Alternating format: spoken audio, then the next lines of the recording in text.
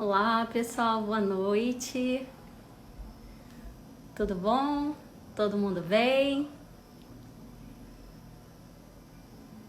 A gente vai começar essa live para falar um pouco sobre adaptações e vai ser muito bacana a gente conversar bastante. Eu estou esperando aqui a Patrícia entrar também, viu? Olá, Eduardo, Léo. Vamos lá, pessoal, se você acha que isso é uma live interessante, né, para a gente poder compartilhar conhecimento com os nossos amigos, tanto terapeutas quanto da área de educação, reabilitação, você pode clicar aí no finalzinho, tem um balão, como se fosse um aviãozinho. Você pode clicar e também convidar outros amigos para a gente estar batendo um papo bem legal sobre as adaptações, como o terapeuta ocupacional ele consegue estar analisando e modificando, né? Assim, eu acho que o terapeuta tem essa missão linda de ajudar as pessoas a viverem a vida, né? Eu acho que não há outra frase melhor para descrever o que o terapeuta faz em qualquer área de atuação. A Patrícia está pedindo aqui, eu já vou aceitar.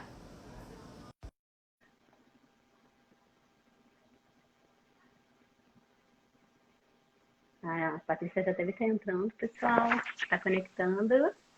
Olá. Tá Oi, conseguindo? Patrícia. Eu estou te ouvindo, mas não estou te vendo. É. Foi o que eu te falei aquela vez. Tá, só um minutinho que eu vou tentar incluir você de uma outra forma, tá? Tá bom, tá Peraí, bom. peraí, tá, pessoal?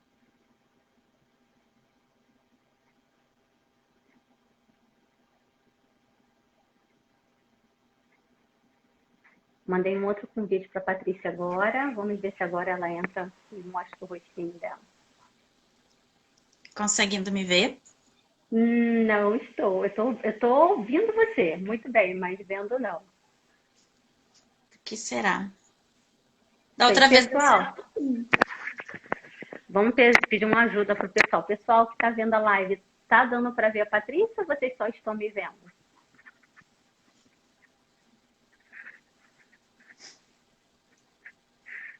Não está aparecendo a Patrícia. Já vou botar. Paty, eu vou te tirar de novo, vou te mandar o convite de novo, tá bom? Vou sair e vou entrar de novo também, tá? Tá, tá certo. Gente, é assim mesmo, né? Ao vivo e a cores sempre acontece alguma coisa. Aqui o povo já tá falando, só tu, Raquel. Poxa, gente, é tecnologia. Vamos tentar aqui novamente. Deixa a Patrícia entrar. Enquanto isso, pessoal, vamos chamar o pessoal para a gente poder bater um papo bem bacana, tá? Falando um pouquinho sobre análise, ou muito sobre análise, né? Que é a base da nossa atuação, análise de atividade.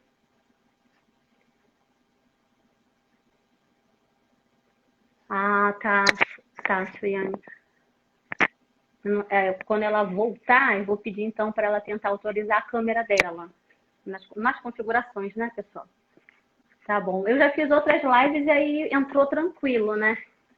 Essa agora a gente está tendo um pouquinho de dificuldade, mas vai dar certo. Vai dar certo. Pessoal, assim, se vocês já. Ó, vou verificar. Isso, a Paty vai dar uma verificadinha, vocês devem estar vendo aí, né? Ela falando comigo. E aí, enquanto a Paty ela vai tentando acertar aqui, eu vou me apresentando então, né? Eu sou Raquel, sou terapeuta ocupacional, já atuo na área de neuropediatria há 10 anos e é o meu xodó, né? Eu amo atuar com crianças, adultos também, atuei bastante tempo com adultos. Hoje minha atuação está basicamente com o público infantil. Eu trabalho com crianças que têm paralisia cerebral, mielomeningocele, distrofias neuromusculares, outras síndromes e autismo, né? Então, a gente quer, nesse bate-papo, trazer um pouquinho dessa questão de avaliações, né? Falar um pouquinho sobre a questão também de cursos Eu tenho a formação do Bobat, né, pediátrico, e o Baby. Também atuo dentro do Pedia Suite, também tenho a formação. E eu também tenho a formação em certificação internacional de integração sensorial de ARES, que é algo maravilhoso. Eu acho que a galera aí que atua na área de reabilitação física, né, tem que começar a olhar melhor para essa área de sensorial também. Gente, eu vou adicionar a parte aqui novamente. Vamos ver se a parte entra agora e a gente consegue ver.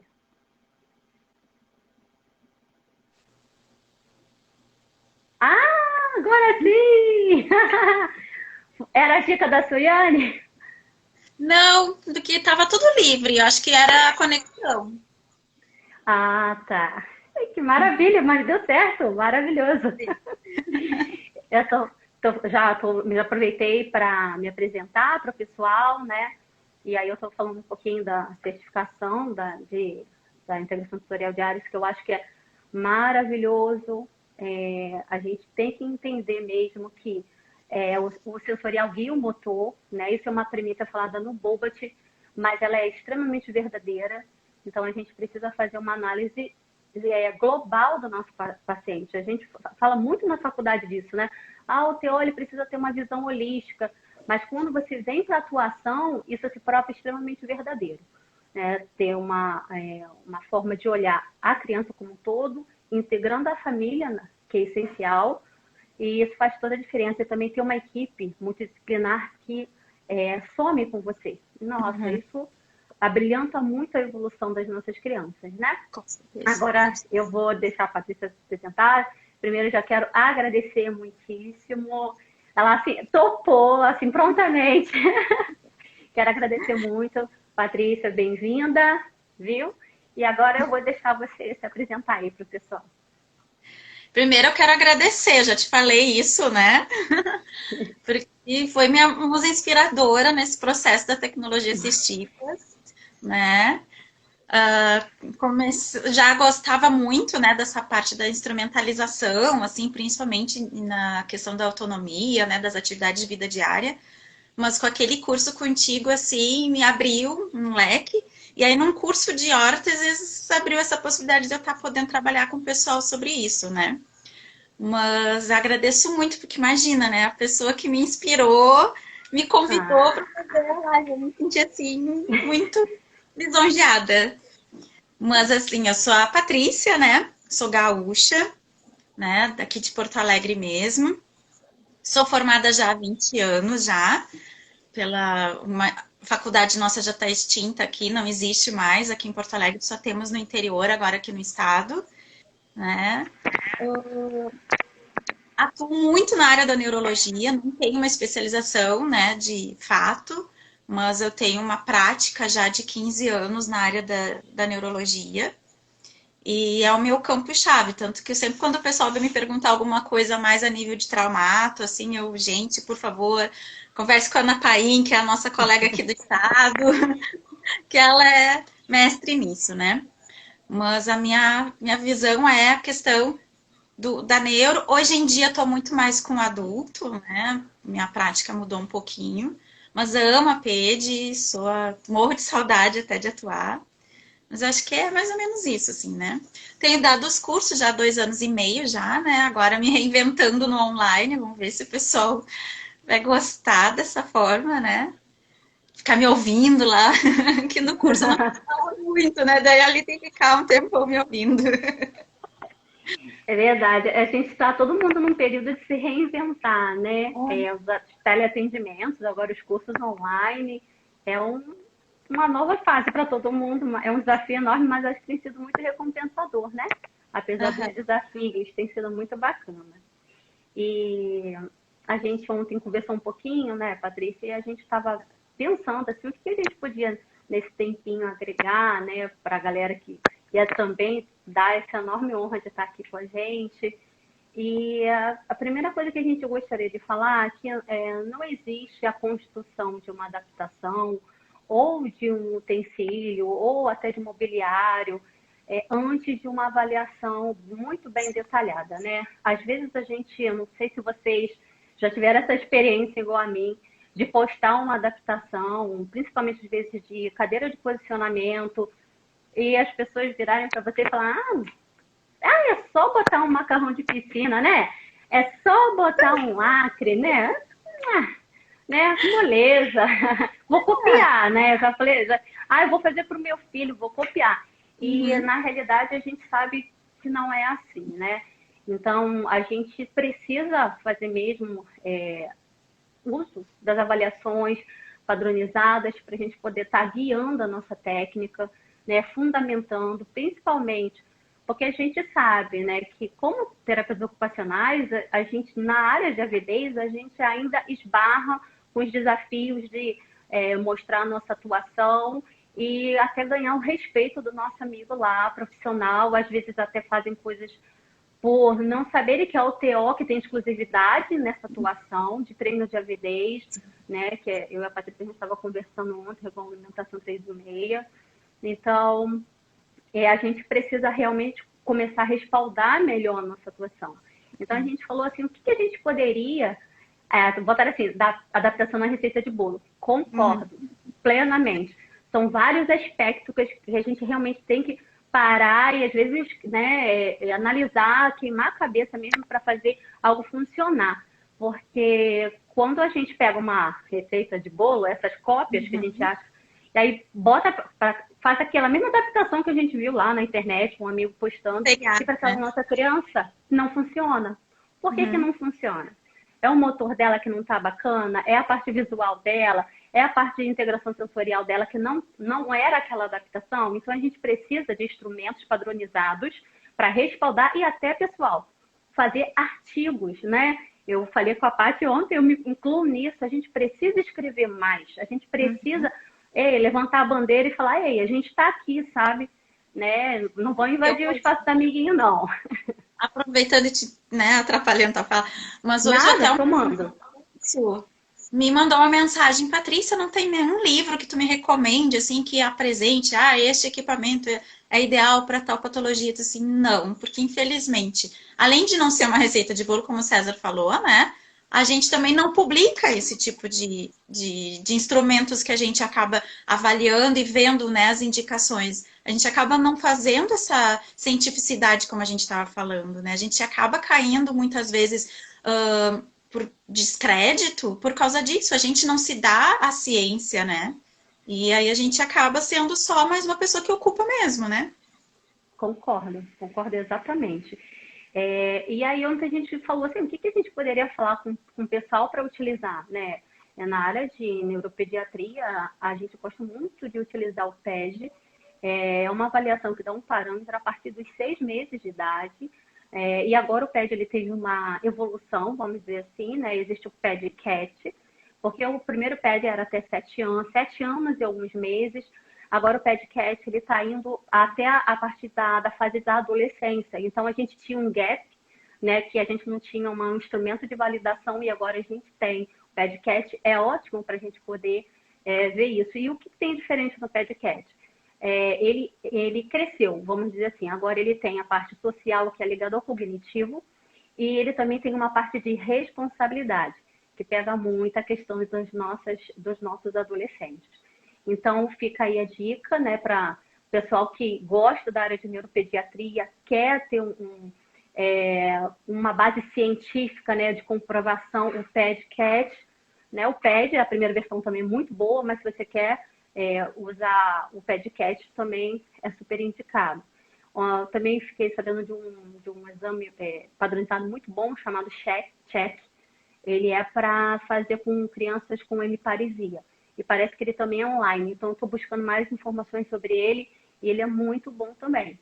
Então, na área de neuropediatria, se você quer avaliar e prescrever adaptações, o PED é extremamente detalhado, é muito rico, gera gráficos no final. Então, super vale a pena vocês investirem nessa avaliação. E o que é bacana, pessoal, não precisa de um certificado para você fazer o PED. A Maiara é bem acessível. Ela está dizendo quem traduziu, validou. Muito, muito bom. E aí, pessoal, você precisa ter um manual para você aplicar ele. Então, você não precisa, eu vou ter que investir num certificado. Não, você precisa ter um manual para você poder aplicar, tá bom? Aí a Paty vai falar também de alguns outros instrumentos. Vou aproveitar a presença da Suiane e até fazer propaganda para ela aqui, né? Quem não conhece a CIF, trate de fazer o curso com a Suiane para poder saber, né, aplicar a CIF também, né? Que ela é bem importante para a gente poder identificar, primeiro, qual é o dia do paciente, né? Independente se ele é adulto ou não, né? CEPED, o que for, para a gente pelo menos classificar qual é o nível que ela se encontra e aí a gente poder aplicar outras avaliações. Eu gosto muito de usar o MIF, né? Porque ele dá um grau de independência muito bom e funcional, né? Então ele nos dá um parâmetro, porque como a gente estava falando antes, muitas vezes mesmo a gente fazendo todo esse processo, a gente sabendo como que funciona, a gente pensa, planeja o equipamento para o paciente e esse paciente às vezes nos frustra, por quê? Porque ele de repente apresenta um outro movimento durante o movimento com aquele recurso, né? Então, por isso que a avaliação acaba contribuindo para que as frustrações sejam menores, porque a gente vê o paciente ali, só um substituto de preensão já é suficiente, mas na verdade ele tem uma questão de ombro que está comprometendo essa preensão, ele tem um movimento de tronco, às vezes ele precisa estar melhor adequado posicionadamente também numa cadeira de rodas, né, ou no própria cadeira normal, né, do assento dele, ele precisa estar melhor posicionado, e isso vai modificar completamente, assim, né. Eu tenho até uma foto que eu gosto muito de mostrar nas aulas de um paciente que ele é super funcional e ele frequenta já a escola regular, ele é um PC, e ele tem um padrão extensor muito forte, né? E aí, quando eu fui tirar a foto dele, ele entrou no padrão e fez aquela extensão toda, né? E aí, depois eu ajustei o assento dele, arrumei a cadeira dele toda. Quando eu fui tirar foto de novo, o padrão mudou. Ele entrou na empolgação de novo, ele estava impressionado. E o padrão dele mudou. O padrão de extensão já diminuiu, quebrou muito, e a funcionalidade do membro superior dele é algo gritante, assim, né? Então, por isso que é importante a gente conseguindo ter um parâmetro, e esse parâmetro vai ser o processo avaliativo, né? Então, a gente tendo algo que nos assessore, né? Facilita muito. Então, eu gosto muito de trabalhar com MIF. Para mim, ele é o mais adequado, assim, após o uso fazer a classificação. A gente faz a classificação, identifica em que área que esse paciente está e aplica a funcionalidade nele, né? Aí depois, óbvio, tem outros de AVD que a gente pode usar também, né? Mas dentro do nível de funcionalidade, para a gente saber que recurso poder estar auxiliando, eu gosto muito de trabalhar com esse. Os clássicos, né? Eu ainda sou muito clássica. Mas ele é maravilhoso mesmo. A gente aplicava o MIF na ACD, a gente aplicava mais com o público adulto, e era realmente maravilhoso. Você consegue ver exatamente qual é o campo que você precisa atuar, né, e dar maior ênfase. Você sai do achismo e vem para a ciência, né? E é isso que a gente precisa. Hoje eu e a Paty, a gente quer assim, levantar a bandeira mesmo, assim, de bora lá, pessoal, vamos estudar, vamos nos aperfeiçoar e vamos mostrar que a gente está aí mesmo, né? Eu acho que é essencial.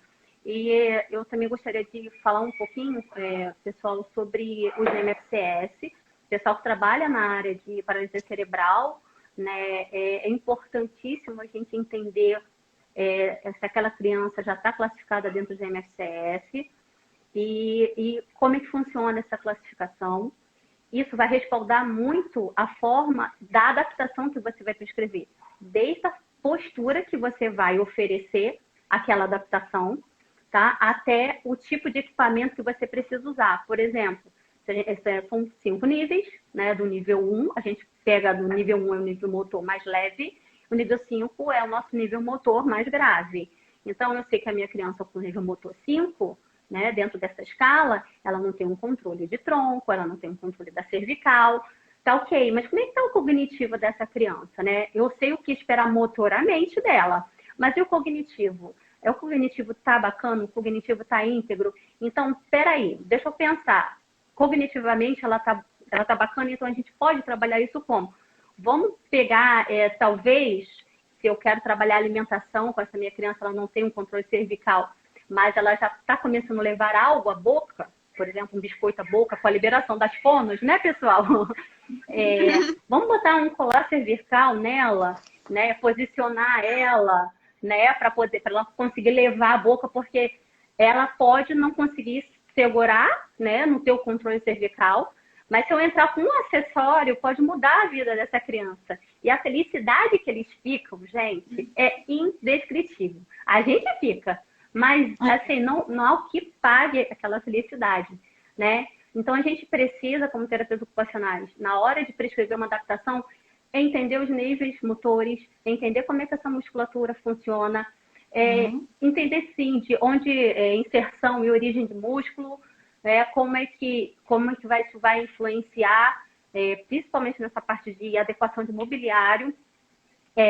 Talvez, se eu tenho que prescrever indicar um head pod, não tem uma família que tem uma renda um pouquinho maior, um head pod que vai estabilizar a cabeça da criança e ela vai conseguir fazer esse trabalho de função, né, pessoal? A gente tem que pensar. Uma coisa que eu queria que, assim, a gente, como teólogo, também pensasse em relação à musculatura, que é muito comum nossas crianças com paralisia cerebral, a grande maioria, gente, é o padrão espástico, né? A grande maioria das nossas crianças.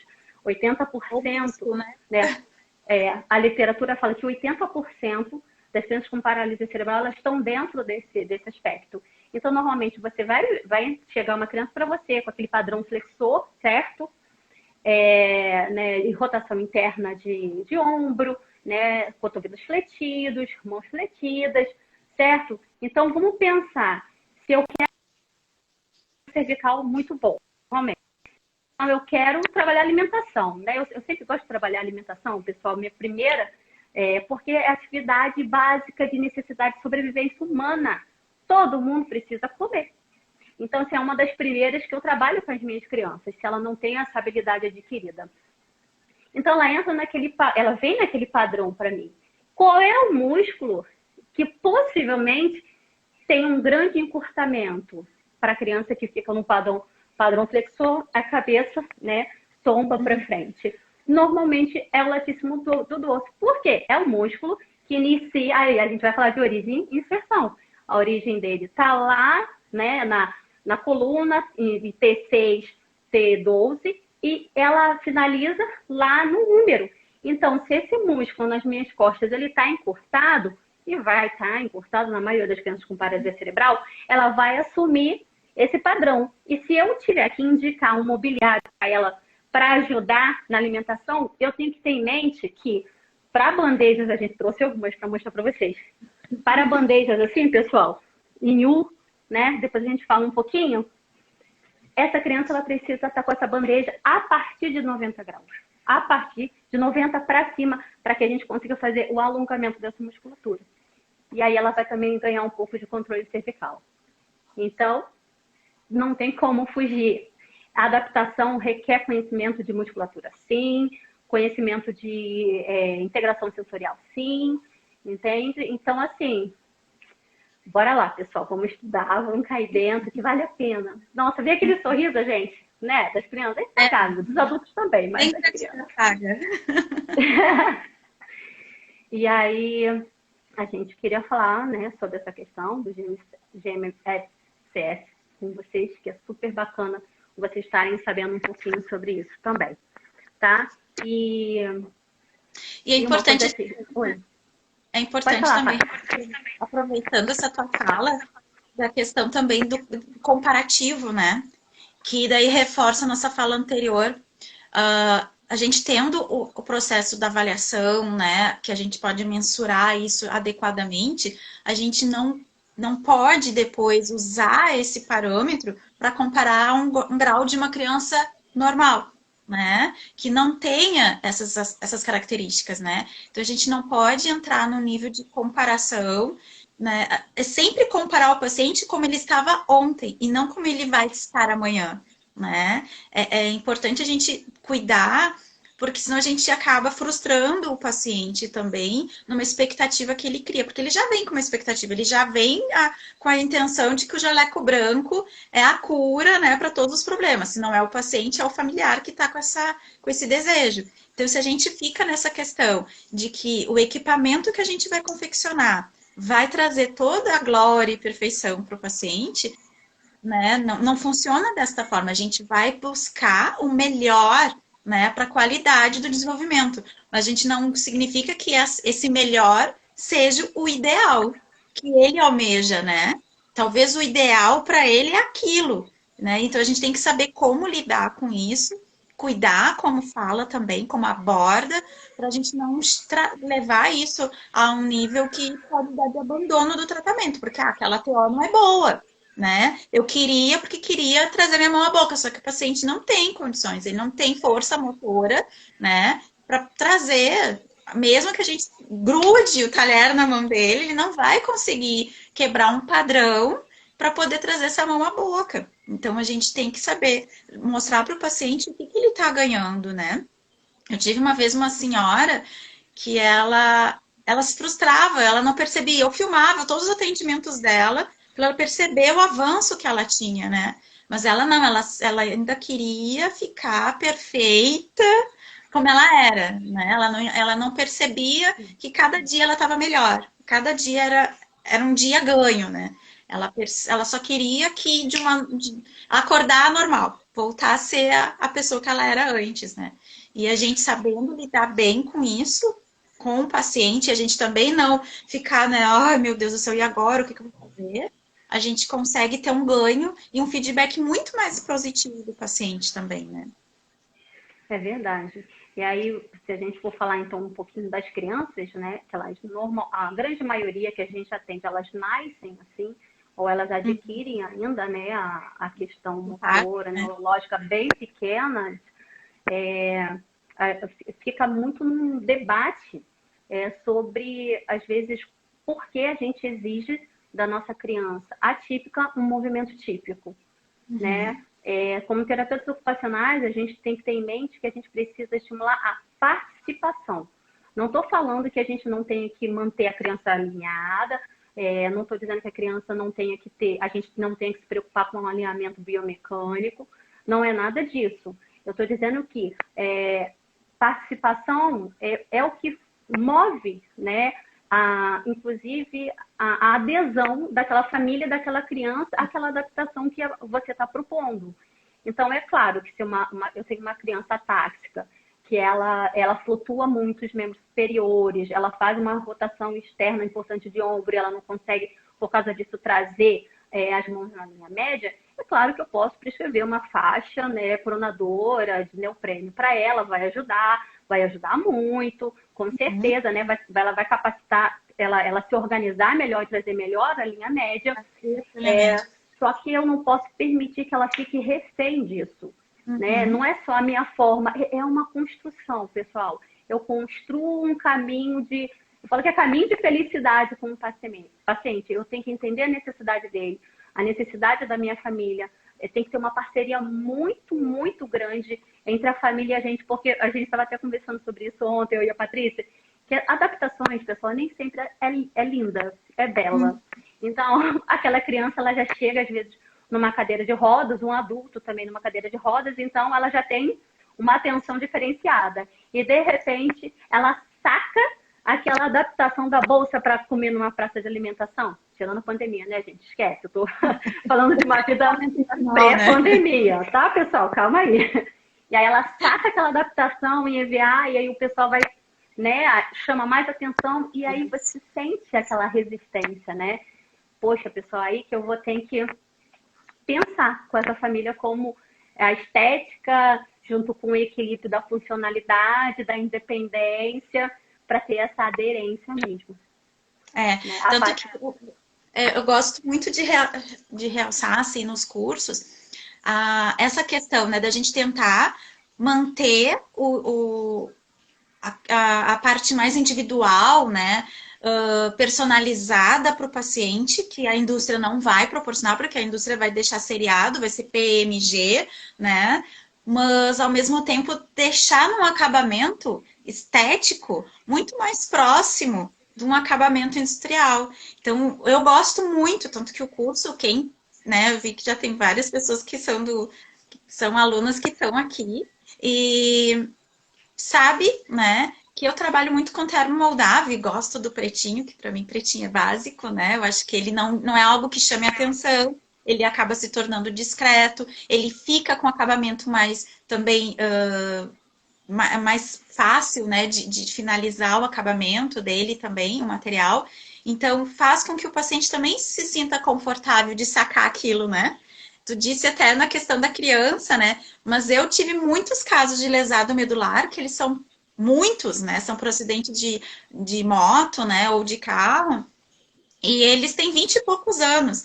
Tá, recém estavam começando a namorar e aí se acidenta e fica com uma lesão medular.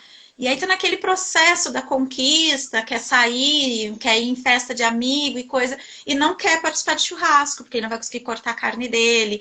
Coisas aqui na nossa realidade, né, gente? Churrasco. E aí a gente traz essa possibilidade, né? Então isso acaba incluindo, colocando o paciente de volta, né, pro processo social, que é bem importante.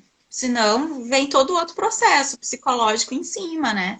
E aí não adianta, não vai ter o milagre da tecnologia que eu possa dispor para ele se o emocional dele estiver incomodado, abalado, né? Exatamente. Eu vejo o nível de falta de adesão da parte do adulto muito maior do que da criança, porque a criança ela nem tem noção. É Se verdade. os pais não se importam, a adesão é muito maior. Agora, o adulto é ele que decide, ele que toma a atitude de querer fazer uso daquilo ou não, né? Então, às vezes, eles até Exatamente. eles têm vergonha de nos dizer, eu não vou usar. Aí eles investem, acabam pagando muitas vezes para aquele equipamento, mas você vai ver, eles nunca usam. Essa é verdade. Eu tive um paciente adulto, né, de AVC lá, quando eu trabalhava na ACD aqui no Rio, e ele tinha deixado de ir ao shopping, porque ele, como estava com um braço hemiplégico, ele não conseguia ir no banheiro quando ele estava no shopping. Porque no início eu sugeri, né? Eu falei, vamos usar uma calça então com elástico na cintura. Ele, eu não sou moleque, eu sou um homem, né? Você tem que estar pronto, né, para ouvir esse discurso também e pensar junto com o paciente o que ele pode. E aí ele falou, eu quero usar minha calça jeans, né? Eu falei, tudo bem, vamos juntos lá topar isso, né? E aí a gente fez o abotoador para ele e sim, teve tempo de treino, né? Porque, pessoal, a adaptação também é isso. Você tem que se preocupar com a estética da adaptação, com o treino da adaptação, com a manutenção dessa adaptação. Isso. Então, não é só botar na mão do paciente, vai lá, vai tocar sua vida negativo, né? Não. Tem todo um processo que precisa ser feito. E aí a gente fez, né, esse adaptadorzinho que vocês devem conhecer, a Paty faz também, né, Paty? Ele é maravilhoso, né? E ele andar com um desse dentro da pochete dele. E ele voltou aí pro shopping. Gente, valeu a pena, né? Já valeu a pena aquele sorriso, aquela satisfação. E ele me mandou foto no shopping, né? E melhor coisa não há. A terapia verdadeira é quando ela sai da porta do teu consultório. Isso. Aí ela é eficiente, né? Quando volta, né, com aquele retorno, né? Quando ele traz o retorno. Exato, a Suiane falou, eu fiz isso com um paciente. E a gente fechou o velcro, a esposa dele era costureira, ela fechou o velcro, não, o zíper, né? Ela fechou e ficou como se fosse, como se existisse, mas não existia. E ela colocou um elástico, que nem calça de criança, né? Ela colocou um elástico na barra. Então ele usava as calça jeans, fazia de conta que tinha o zíper, mas não tinha. E aí ele usava, podia botar e tirar com o elástico que tinha na cintura. É uma Isso opção é também. maravilhoso. Tem, hoje em dia tem alguns fabricantes que já estão investindo em roupa adaptada, né? Bem bacana, blusões, tem botões, mas na realidade é tudo de velcro, né? Então assim, e o preço tá bem dentro de uma roupa normal, né? Que você vai ali na loja e compra numa C&A, alguma coisa assim. E aí vale também a gente indicar. Quando eu fiz a faculdade, esses 90 e poucos, né? Muitos nem tinham nascido que estão aqui assistindo a live. Ah, ah, eu lembro que uma das nossas professoras tinha ido para os Estados Unidos e tinha participado de um laboratório lá na faculdade de Chicago. E aí ela trouxe algumas adaptações para a gente ver. Daí tinha um tênis com zíper. Nunca se pensou em ter tênis com zíper naquela época. E não, eu me lembro que logo depois que eu me formei, não, acho que não levou 2003, 2004 por aí, a gente começou a ver assim nos tênis infantis. E hoje em dia tem tênis adulto, né? É muito fácil encontrar, inclusive cadarço com elástico, que também não era uma coisa fácil, né, de encontrar. E hoje em dia as É, coisas estão cada vez mais acessíveis. E eu acho interessante porque o que está acontecendo também, né? Com a questão da modernidade, as pessoas estão tão preocupadas com o tempo que elas não têm, né? Elas acabam otimizando o tempo delas usando recursos que são para a tecnologia assistiva, né? Elas acabam utilizando pessoas no dia a dia delas, né? Dentro de uma praticidade para facilitar a rapidez da dinâmica do dia. Isso acaba nos exatamente. favorecendo, né? Porque daí o nosso paciente tem um acesso muito melhor. Exatamente. É muito bacana como o mundo está mudando, né? De uma forma geral, nesses últimos anos, para melhor. Alguns aspectos para melhor, ainda bem, né? E a gente também conversou um pouquinho ontem e a gente trouxe algumas coisinhas para mostrar para vocês. Não parece não, mas o nosso tempo já está começando a ficar mais curtinho, Pois é, passa muito rápido. E a gente trouxe alguns equipamentos, algumas coisas que eu e a parte a gente faz, ensino nos cursos. Aí a gente gostaria de mostrar para vocês, ficar como dica. Se vocês tiverem alguma dúvida, podem colocar aí. O que a gente não conseguir responder agora na live, a gente vai fazer algum post depois e a gente responde, tá? Com todo carinho, podem ter certeza, né? E assim, eu queria começar mostrando não é uma adaptação, mas eu queria mostrar para vocês, alguns conhecem, outros não. Eu gosto muito de usar, como eu falei, alimentação, assim, eu amo trabalhar alimentação. Então, tenho vários recursos, a gente tem vários recursos para isso. E aí, o pessoal tá pedindo para deixar gravado. Vai ficar, tá, pessoal? A gente vai botar lá no IGTV depois, tá bom? Muitas crianças que têm questão de aumento do tônus, né? Elas têm também, muitas vezes, uma questão de hiperreatividade facial, né? É aquela criança que você toca no rosto ou se aproxima da criança e ela já faz aquela piscada de proteção, ou ela faz o recuo, né? Ou você toca e aí ela pisca como se aquilo tivesse realmente muito incômodo para ela. Então, além, é claro, das manobras que a gente faz para trazer uma modulação, uma regulação para essa criança, né, do toque profundo na face, a gente, né, gosta de trabalhar isso. Depois que a criança está preparada para, eu gosto muito de usar essa ferramentazinha aqui, as fonos usam muito, mas os TOs, né, gente, muita parceria com as fonos, olha, eu acho que às vezes a fono e a TO é quase um, assim, em alguns momentos, né, que é maravilhoso o quanto a gente se complementa. Os filhos também, tá, eles são essenciais, mas assim, nessa parte mais de alimentação que eu estou dizendo, eu não consigo trabalhar sem uma fono comigo. A gente precisa dessa parceria. Então, as fonos usam muito essa ferramentazinha aqui. Alguns conhecem, outros não. Por isso eu queria mostrar para vocês. Ele é o Viber da ARC. Ela é um pouquinho mais caro, pessoal. Não vou mentir, não, tá? Mas, o que acontece? Eu tenho várias ponteiras que eu posso utilizar com essa criança, tá? E o que é bacana, como essa tem uma reatividade, uma hiperreatividade, muitas crianças que têm hiperreatividade, não é receita de bolo, tá, pessoal? Isso precisa ser avaliado pelo terapeuta ocupacional, como vocês sabem. Eu só estou falando aqui a maioria com TO. Mas algumas crianças que têm hiperreatividade, né, elas se dão muito bem com vibração. E esse aqui não dá para ver, né? Mas se eu parar aqui, eu não sei se vai dar para vocês verem. Ela tá vibrando. Para ver Ela sim. tá dando para ver? Ela vibra, né? Então, se é uma criança, né?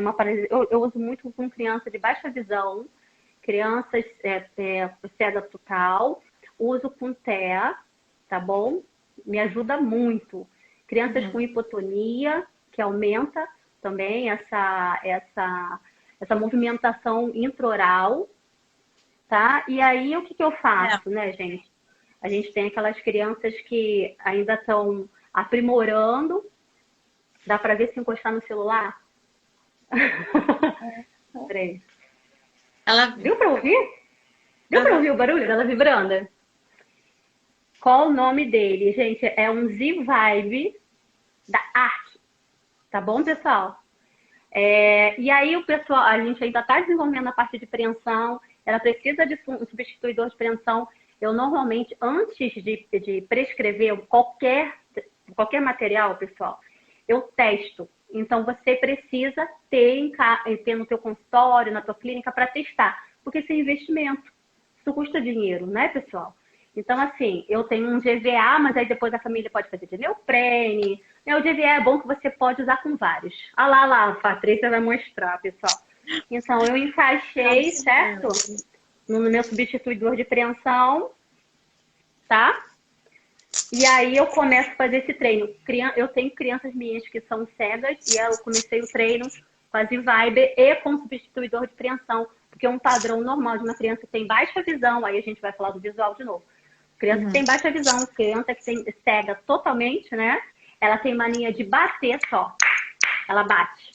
Bate e abre. Bate e abre. Então, quando ela tá com um aparelhinho na mão, ela vai começar o treino e a primeira coisa depois que ela fazer é ela abrir.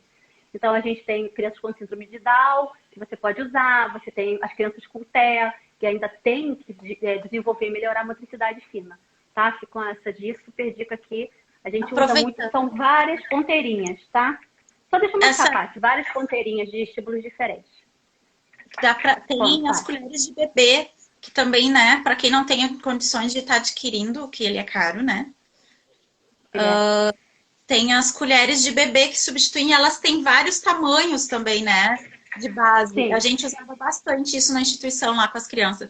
E, inclusive, a gente brigava, às vezes, eu e as fono, porque às vezes a gente não conseguia atender junto. Aí, cadê minha colher? Ela assim, minha colher, né? Mas tem vários tipos que dá para estar aproveitando. Vou aproveitar, então, e mostrar o meu, então. Vamos mostrar aquele que a gente falou que a gente tem igual, só que de material diferente também? Ah, sim. Aqui no Rio, isso que a gente também estava falando sobre unificar as terminologias, né, pessoal? Como é que chama aí? Fale para mim de novo, Patrícia. Então, aqui no Rio a gente chama de Josefina. Sim, a Josefina, eu lembro. Ok, né? Outra coisa que a gente tem que pensar, unificar as terminologias. Vai, Paty, mostra o seu. Então, o meu é de velcro elástico, velcro fêmea elástico, né? Então, ele dá mais firmeza que o termoldável às vezes não dá.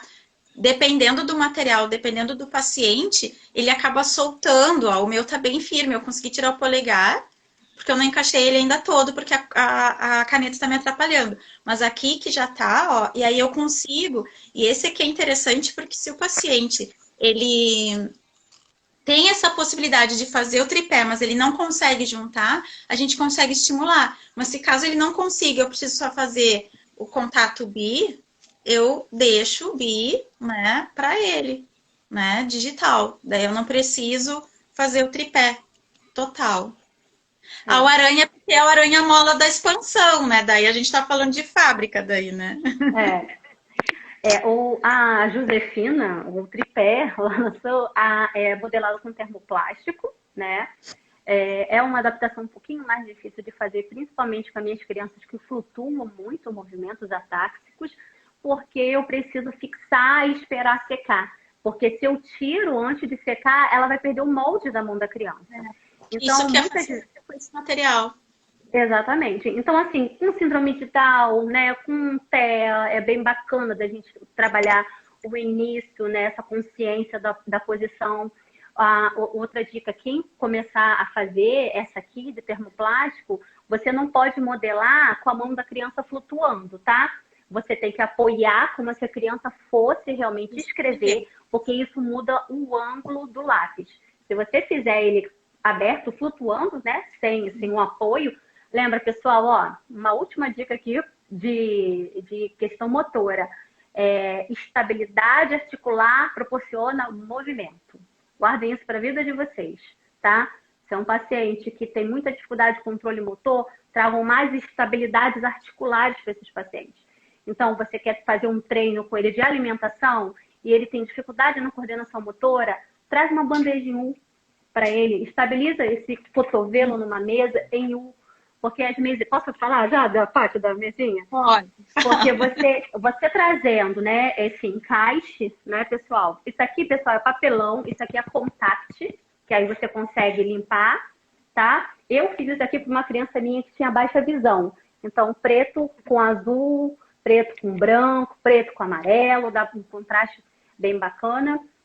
E aí, quando você com a mesinha em U, você traz, né? Gente, vou ter que levantar. Você estabiliza aqui, ó, né?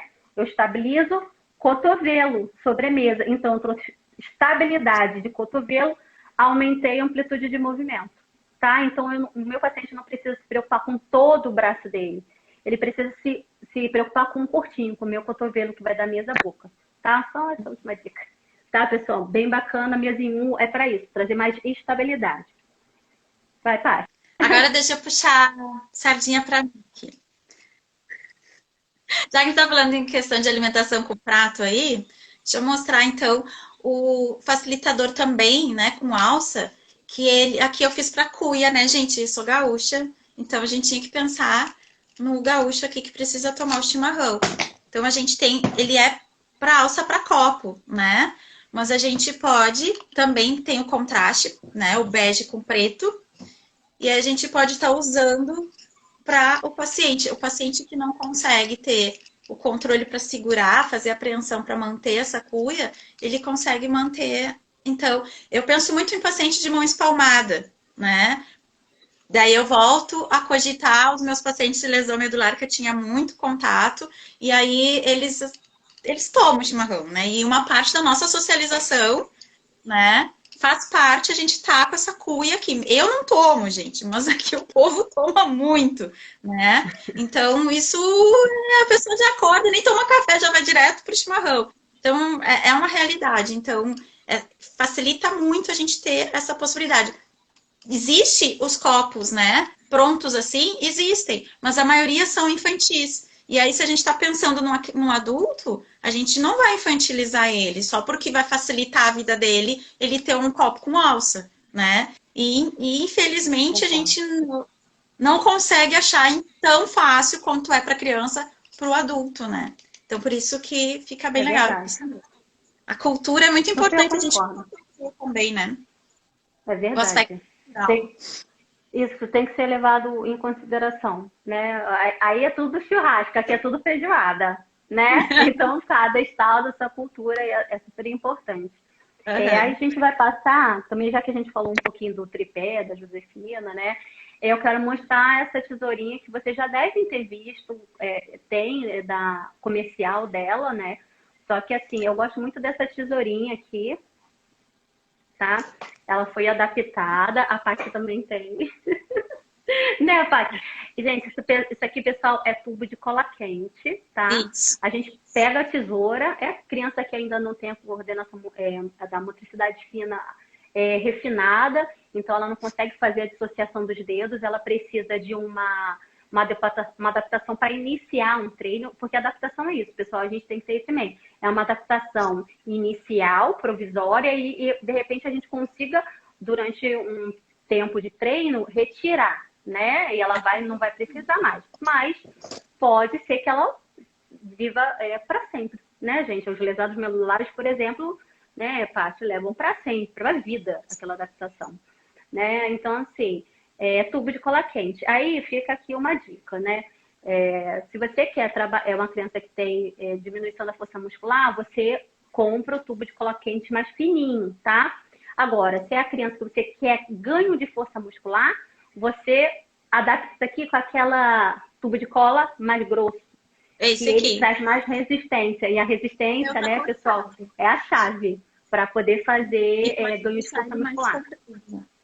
E pode deixar mais comprido também. O meu tá cortado, né? Exatamente. E quanto mais compridinho, mais fino, né?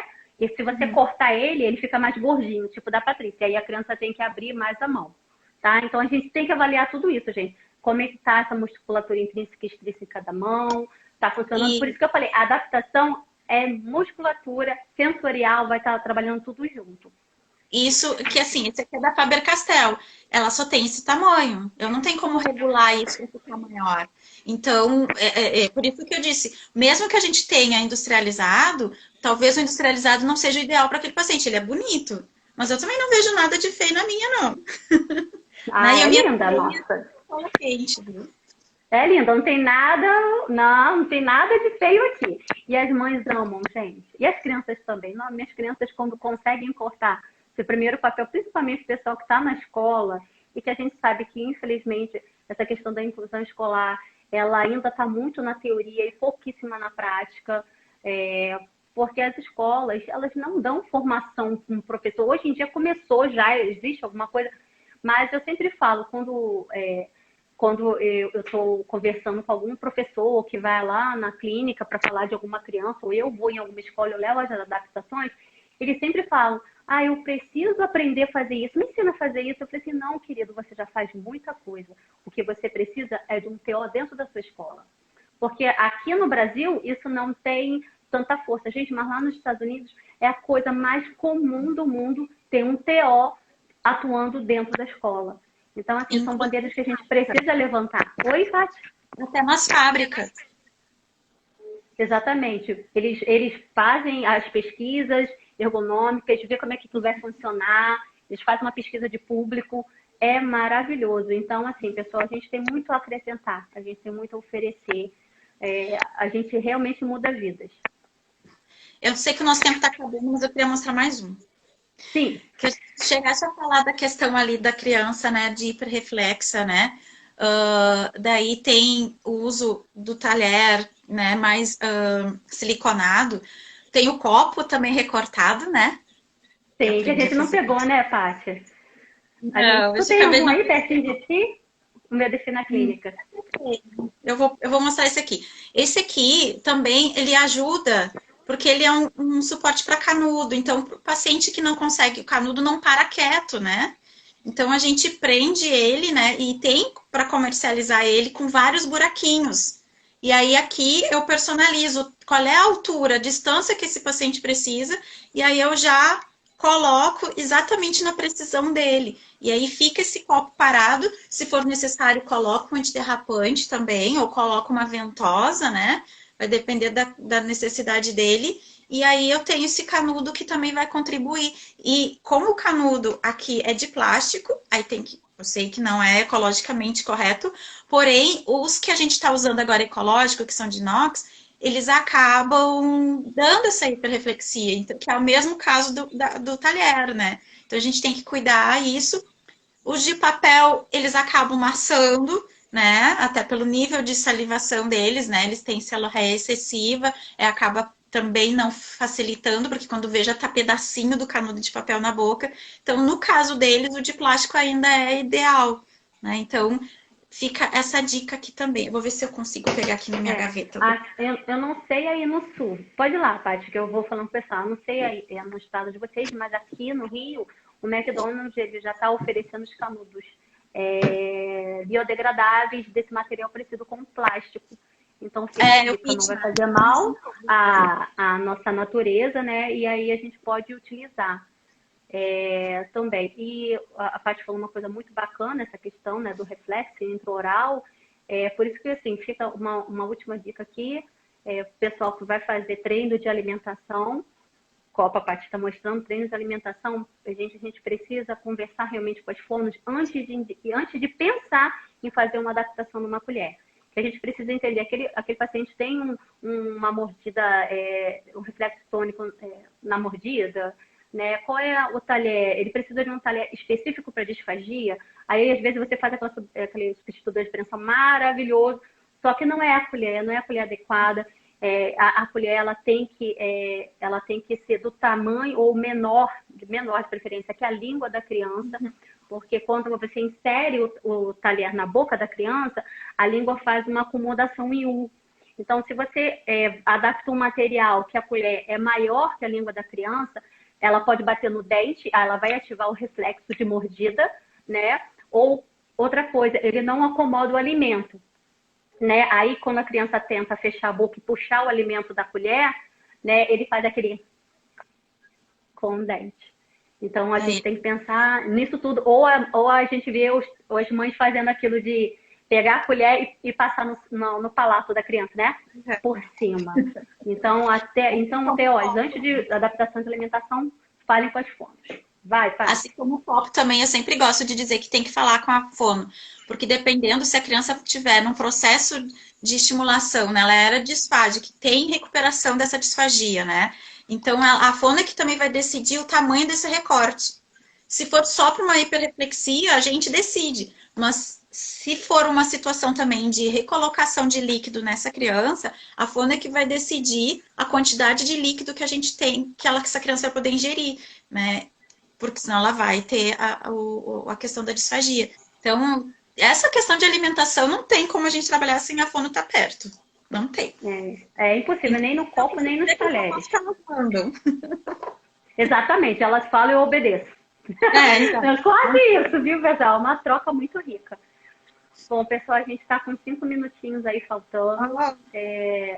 Eu queria já começar a agradecer a cada um que pegou um pouquinho do seu tempo aí para estar com a gente, né? Muito obrigada. Que esse é o caminho mesmo, a gente vai se fortalecendo, né? Em cada live a ideia é essa, trazer novas ideias, gerar novas, fazer um brainstorm aqui, né? E sair todo mundo revigorado, porque a gente sabe que a nossa profissão é assim, tem seus percalços, seus desafios, mas ela é insubstituível, ela é linda, ela é completa, tá? E vamos lá, Teós, força, tá? A gente tem um mundo aí para ganhar. Paty, de novo, Concordo. muito obrigada, viu? Muito obrigada. Que venham outras lives aí pra gente bater papo junto. Eu já quero a parte 2, é ótimo. Quem sabe, né, Raquel? Porque realmente a gente conversou muito, ontem tinha mais coisas pra gente falar, mas a gente... É muita coisa. É muita coisa. Verdade. Agradeço muito a participação de vocês. Adorei, teve alguns comentários que não deu muito pra gente responder, mas depois a gente pode estar respondendo melhor para todo mundo. Obrigada, viu? Nos vemos em breve novamente. Tchau, pessoal.